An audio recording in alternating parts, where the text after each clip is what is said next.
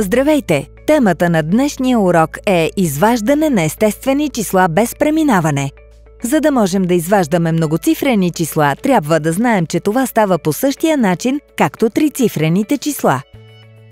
Като изваждаме числа по-големи от 1000, започваме с цифрите от най-ниския клас на единиците, след това изваждаме тези в класа на хилядите и накрая изваждаме цифрите в класа на милионите.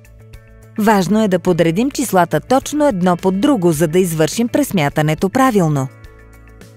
Използвайки правилото, нека да пресметнем разликата на числата 45 697 и 31 462.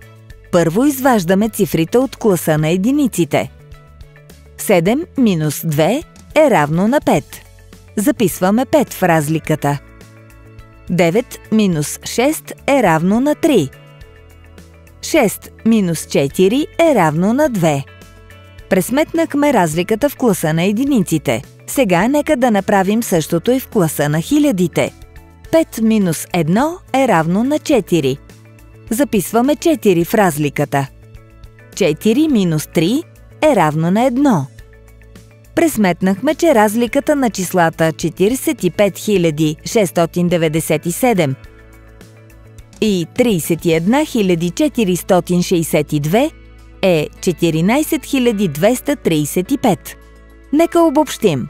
Когато изваждаме числа над 1000, започваме изваждането от най-ниския клас на единиците. След това извършваме изваждане в класа на хилядите и накрая в класа на милионите. Ако ви харесва да учите с Академико, абонирайте се за канала и гледайте още видеоуроци!